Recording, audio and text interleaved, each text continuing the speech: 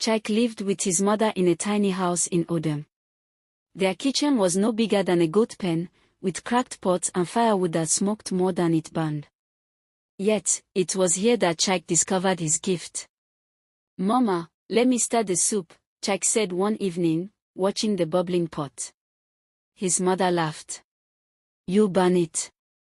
But when she tasted the soup after he stirred, her eyes widened. Chaik, how did you know to add just enough salt?"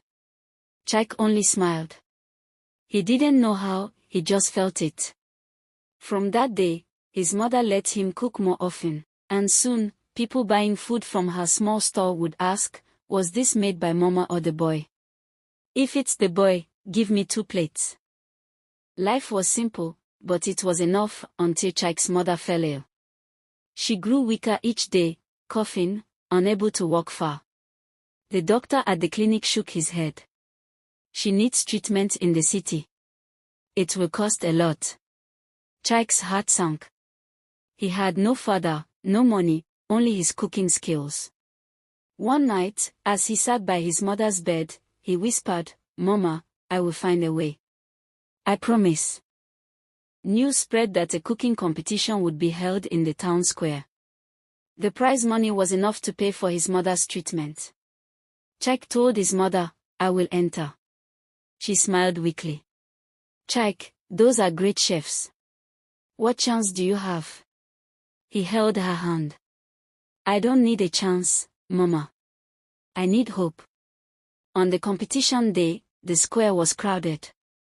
Grown chefs with shining knives and fine aprons set up their stalls. When Chaik arrived with his mother's old pot, the crowd laughed. "What's this child doing here? He should be fetching water, not cooking."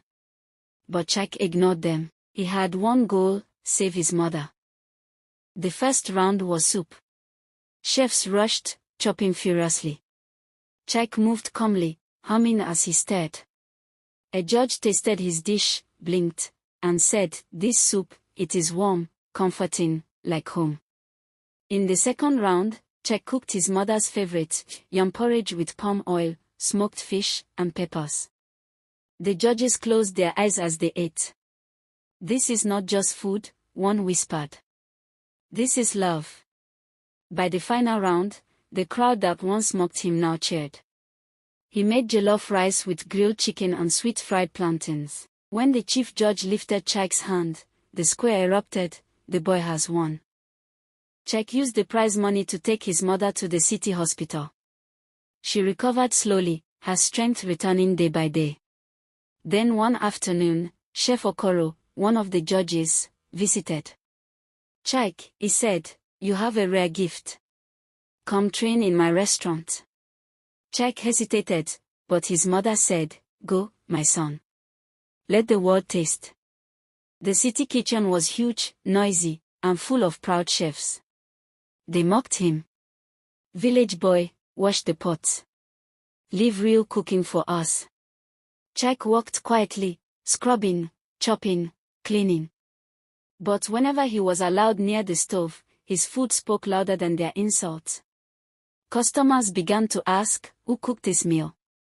We want more from the boy." Slowly, the laughter stopped, replaced by respect. Years later, Chaik became one of the most celebrated young chefs in the country. He won awards, traveled, and cooked for leaders and kings. But he never forgot Odem. He returned and built a small culinary school for children who had dreams but no money. "If you have a gift," he told them, "don't keep it to yourself. Use it to help others." At home, his greatest joy was still cooking yam porridge for his mother. She would taste it, smile, and whisper, "Chaik, you proved that food made with love can heal more than hunger, it can heal hearts."